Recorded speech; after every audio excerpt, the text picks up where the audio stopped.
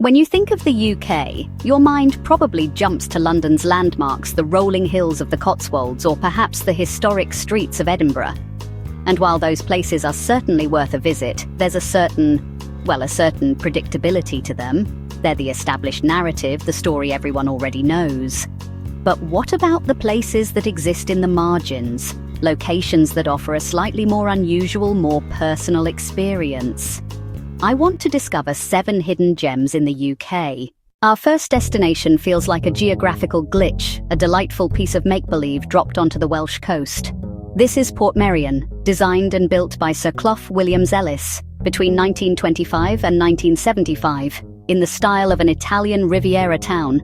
Walking through its cobbled piazza, pastel-coloured buildings, classical columns, ornate fountains, and yet you're in North Wales. A curious tension, Mediterranean fantasy versus the rugged Welsh landscape. The gardens, hidden grottos, exotic plants, peculiar architectural follies. The Prisoner was filmed here. That surreal, uncanny feeling, a unique corner of the kingdom you have to see to believe.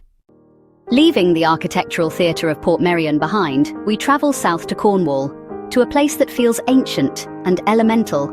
This is St Nectan's Glen, a sliver of temperate rainforest tucked away in a quiet valley. The walk to get here is part of the experience, a gentle pilgrimage along a babbling river under a dense canopy of old trees draped in moss and ivy.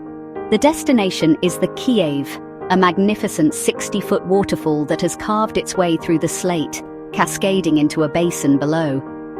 But what makes it so striking is the hole, a perfect arch worn through the rock, through which the water now thunders. The area is dotted with clooties, strips of cloth tied to branches, and small stacks of prayer stones left by visitors.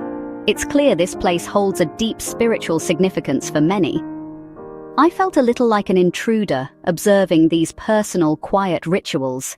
It's a place to simply be. Our journey now takes us to the Isle of Skye, an island of dramatic, almost mythical landscapes. And nestled at the foot of the Black Quilin Mountains are the fairy pools. The name itself is evocative, promising something otherworldly. And in the right light, it delivers. It's a series of crystal-clear pools and waterfalls. The water is an astonishingly vibrant aqua blue, so clear you can count every pebble on the riverbed. Getting here involves a walk across the rugged moorland, which only adds to the sense of discovery. And for the brave, there's wild swimming. I confess I was not one of them. The fairy pools are a reward for making the effort to reach this remote corner of Scotland. They are a perfect microcosm of Skye itself.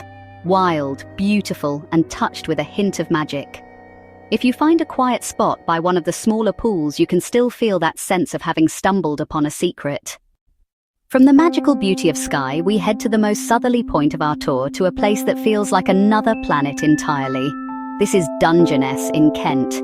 It's officially classified as a desert, one of the largest expanses of shingle in Europe.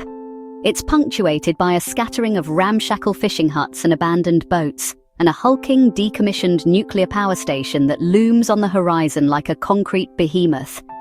It's a landscape of beautiful decay. It's attracted artists, writers, and recluses. Derek Jarman's Prospect Cottage and its driftwood garden are sites of pilgrimage. It's strangely hypnotic. I spent hours just walking, absorbing the bleak, windswept atmosphere. For those seeking a landscape that provokes thought rather than just admiration, Dungeness is essential. After the starkness of Dungeness, at first glance it looks like a classic Highland fishing village. But then you notice something odd. Dotted along the shoreline are palm trees, Cordyline australis. They thrive here thanks to the microclimate created by the Gulf Stream. The rugged, heather-clad hills serve as a backdrop to a serene harbour, where herons stand like statues and boats bob gently.